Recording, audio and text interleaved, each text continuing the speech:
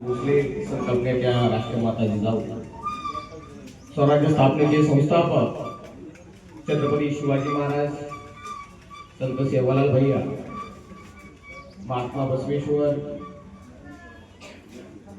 आरक्षणाचे जनक शाहू महाराज, शिक्षणाचे आराध्य दैवत क्रांतीसूर्य महात्मा ज्योतिबा फुले, सावित्रीबाई फुले,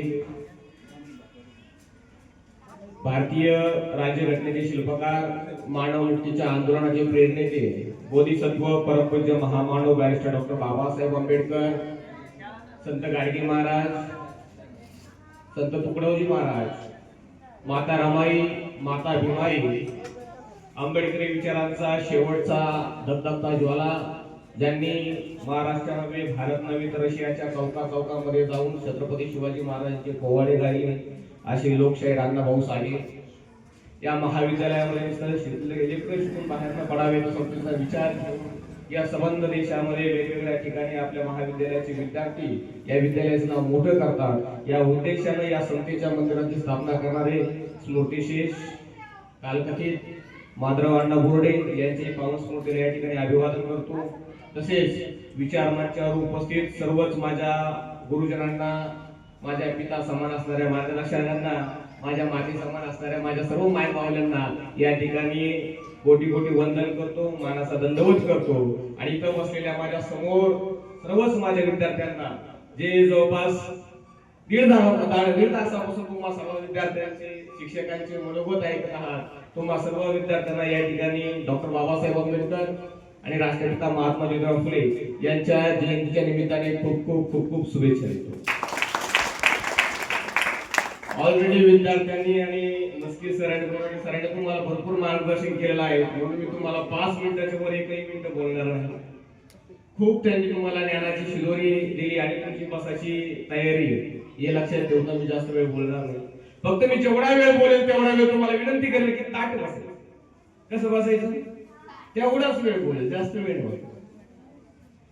या ठिकाणी 11 एप्रिल आणि आज 14 एप्रिल या 2 दिवसाचा संयुक्त कार्यक्रम आता राष्ट्रपिता महात्मा ज्योतिराव फुले आणि तुम्हा आम्हाच्या हृदयामध्ये जे ठोके चालू आहे त्या ठोक्याला श्वास भरवणारे अर्थात तुमच्या आमच्या मनातला आत्मा बोधिसत्व परमपूज्य महामानव बॅरिस्टर डॉक्टर बाबासाहेब आंबेडकर यांच्या संयुक्त जयंतीच्या कार्यक्रमानिमित्त ज्ञानाची शिदोरी ग्रहण करत बसलेल्या तुला सर्व विद्यार्थ्यांना एवढं सांगू इच्छितो की आपण 11 एप्रिल महात्मा फुलेंची जयंती न करता 14 एप्रिल बाबासाहेबांची जयंती न करता या दोन्ही जयंतीचा एक उद्देश आहे, फक्त विचार ऐकणे नव्हे तर तुमच्या जीवनामध्ये या दोन्ही महापुरुषांच्या कष्टानं जे काही तुमच्या आजूबाजूला तुम्ही वैभव पाहता त्या वैभव तुम्ही बघता, त्या वैभवाला या महापुरुषांच्या कष्टाचा स्पर्श आहे आणि त्यांनी कष्टानं केलेल्या त्यांच्या त्यागाने तुम्हाला आम्हाला मिळालेल्या सगळ्या सवलती असेल,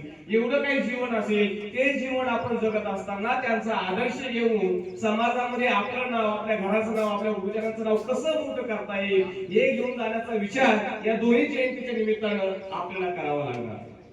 इव्हन हेच नव्हे तर आपलं शैक्षणिक वर्ष सुरू होतं 1 जानेवारीला आणि आपलं वर्ष संपत 21 डिसेंबरला। 1 जानेवारी पासून ते 31 डिसेंबर पर्यंत विविध महापुरुषांचा जन्म पुण्यतिथी आहे। त्या सर्वच महापुरुषांच्या जन्म आणि पुण्यतिथीच्या निमित्तानं त्यांनी केलेला कार्य काय, त्यांचं आपल्या जीवनात योगदान काय हे समजून त्यांच्या कार्याचे उपकार आपण ठेवणं फार गरजेचं आहे। म्हणून राष्ट्रपिता महात्मा फुलेंच्या जयंतीच्या निमित्तानं तुम्हाला आम्हाला माहिती असेल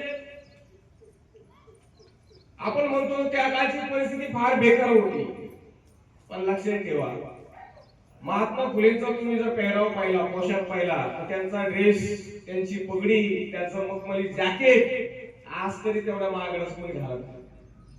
महात्मा फुलेंकडे 200 एकर जमीन होती। इव्हन हेच नव्हे तर महात्मा फुलेंकडे सोन्याची जी हिरे तयार होता, डायमंड तयार करण्याचा साचा आहे, त्या साच्याची एजन्सी महात्मा फुलेंची। इव्हन हेच नाही तर येरवड्याचा जेल असेल, खडकवासल्याचं धरण असेल, विविध ठिकाणचं कन्स्ट्रक्शन त्यांचं होतं।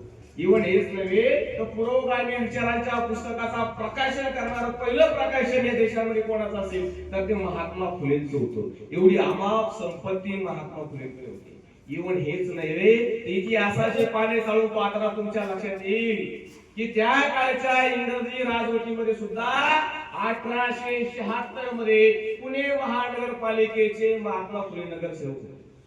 केव्हा? 1876. मग एवढी संपत्ती असताना, एवढं काही असताना महात्मा फुलेंना या सर्व संपत्तीला का ठुकरावं लागलं, का लाथ मारावी लागले, आणि का इथल्या बहुजनांच्या लेकरांसाठी, इथल्या बहुजनांच्या माणसाला माणूस म्हणून जगण्यासाठी त्या संपत्तीचा त्याग करून रस्त्यावर यावं लागलं, हा इतिहास आपल्याला समजून घ्यावा लागला. महात्मा फुले एवढी काही प्रॉपर्टी असताना आपल्या मित्राच्या लग्नात जातात.